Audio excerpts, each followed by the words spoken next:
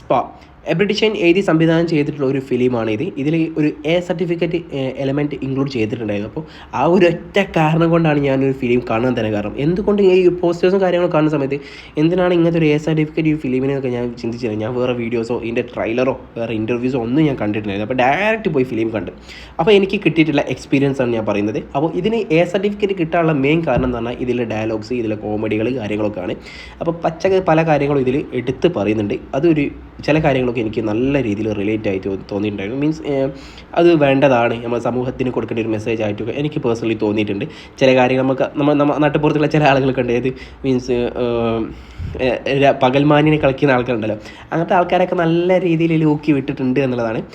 പക്ഷേ ചില കോമഡികളൊന്നും എനിക്ക് അത്ര വർക്കായിട്ടില്ല. പിന്നെ അപ്രീഷിയേറ്റ് നമുക്കറിയാലോ, എപ്പോഴും ഒരു പുതുമ ഇദ്ദേഹം ചെയ്യുന്ന ഫിലിമിൽ ഉണ്ടാവും എന്നുള്ളതാണ്. അപ്പം അതുപോലെ തന്നെ ഒരു വെറൈറ്റി അറ്റംപ്റ്റാണ് ഇദ്ദേഹം നടത്തിയിട്ടുള്ളത്.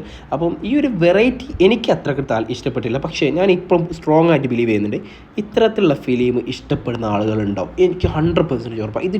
പിന്നെ തിയേറ്ററിൽ നിന്ന് ഇറങ്ങിക്കഴിഞ്ഞാൽ OTT ഇറങ്ങുന്ന സമയത്ത് ഈ ഒരു ഫിലിമിന് അത്യാവശ്യം ചില ആൾക്കാർക്ക് ഒരു പോസിറ്റീവ് റിവ്യൂ ആയിട്ട് വരും. 100% എഴുതി വെക്കാം.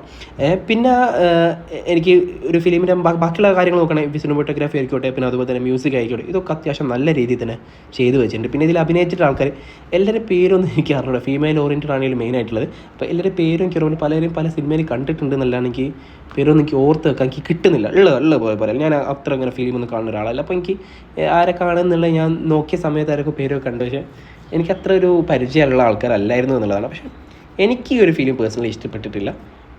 ഒരു വൺ ടൈം ആയിട്ട് പോലും എനിക്ക് ഇഷ്ടപ്പെട്ടില്ല. ബിലോ ആവറേജ് ആയിട്ടുള്ള ഒരു ഫിലിമായിട്ടാണ് എനിക്ക് പേഴ്സണലി തോന്നിയിട്ടുള്ളത്.